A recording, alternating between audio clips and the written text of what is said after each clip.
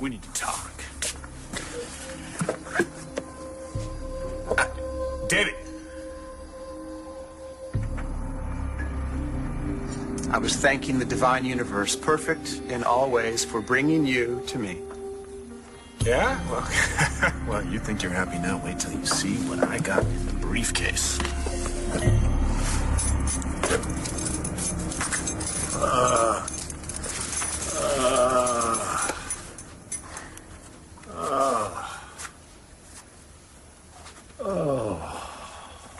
Good morning.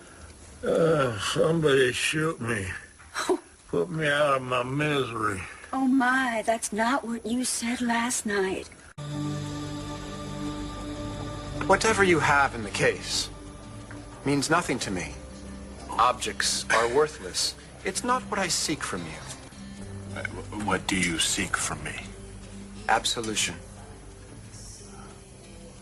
Although you walked the path of evil when you tried to pass yourself off as Ace's son, I should not have taken advantage of you when you were weak.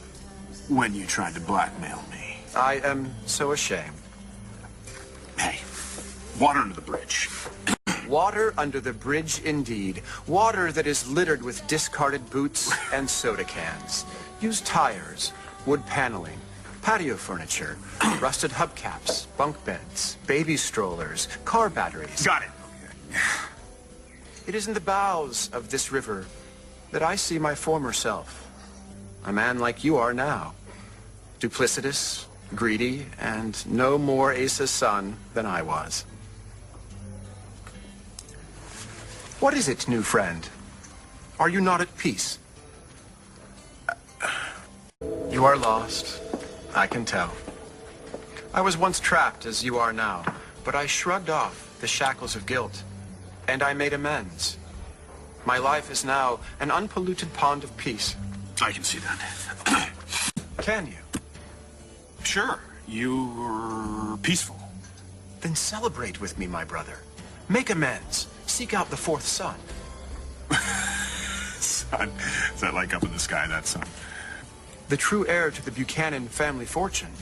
Bowen Clint's blood brother. Make it right, new friend. Reunite a divided family, and karmic joy will be yours forever. I am happy for you, David. Because I know true happiness. Right. You are obviously on the path, and I got to admit, when I heard the rumor from my future father-in-law that you had changed, I was skeptical, but you have convinced me. You are a new man, David Vickers. Future father-in-law? I'm marrying Natalie. Namaste. Ah.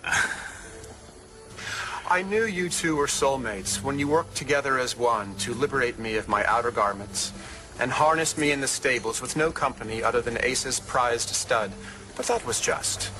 I had recently tried to blackmail you. We're good, okay? No, my friend.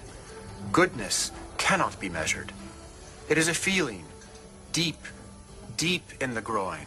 It is rooted in the nether chakras, and it rises. It's a miracle, yes, but I gotta tell you, Clint, he's not too thrilled about you being back here. So if you are serious about this happiness thing, sharing in the bliss, you take your shiny new soul and you hightail it back to Tibet.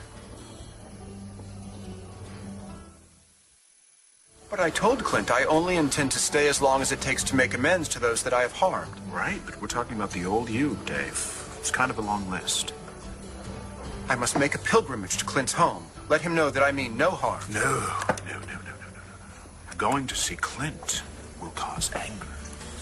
Anger is conflict. Acceptance. That is the path of all good. Accept his rejection and find peace. Are you saying that Clint hates me? Hate is a strong word, but accurate. But why?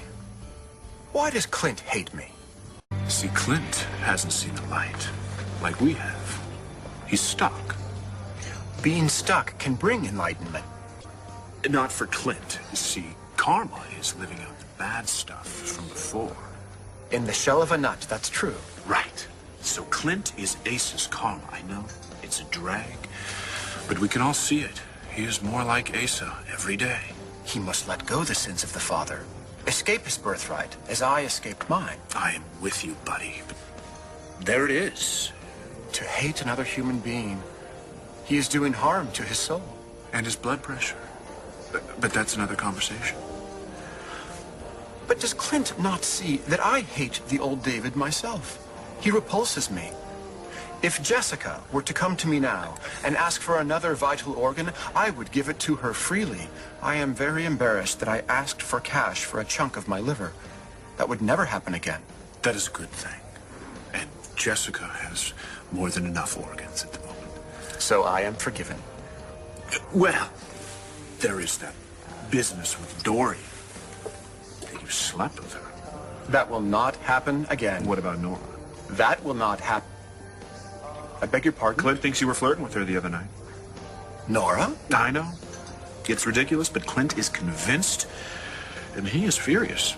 He has been stomping around the house, making all kinds of threats, and I'm afraid he might actually try to kill you, David. Death is a part of life. Oh, but life can be really, really good.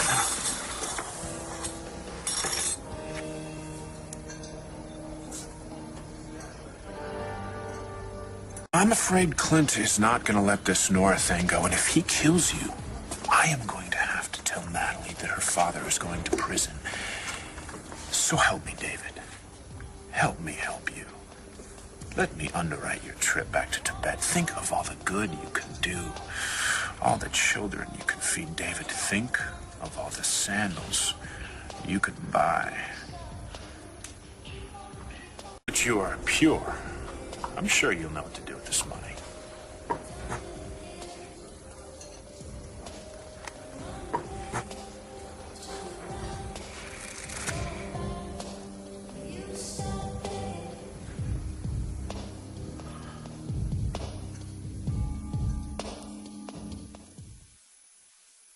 So do we have a deal? You take the money and ride your little magic carpet right back to Tibet. Nam Ranyo Renge Kyo. Nam Ranyo Renge Kyo. Nam Ranyo Renge Kyo. Nam Ranyo Renge Kyo. Nam Ranyo Renge Kyo. Nam Ranyo Renge Kyo. Nam Ranyo. So do we have a deal? And I'm fine and peaceful and full of joy that I want for nothing.